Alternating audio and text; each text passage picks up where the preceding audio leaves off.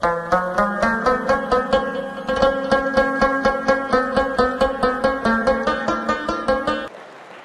दरमियान काफ़ी अच्छे अच्छे लंदन के, बरतानिया के शोरा मौजूद हैं।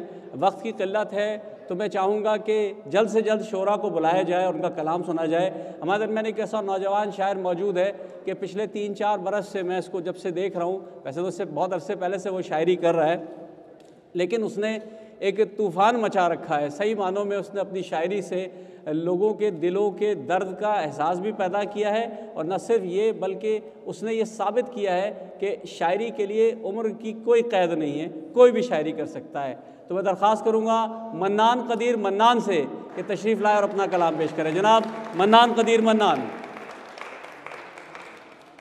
दोस्तों, एक ताज़ा गज़ल उर्दू की आपकी समातों की नज़र कि दुनिया की तरह तू भी ना बेकार मुझे देख, दुनिया की तरह तू भी ना बेकार मुझे देख, है देखना तो खुद का गिरफ्तार मुझे देख।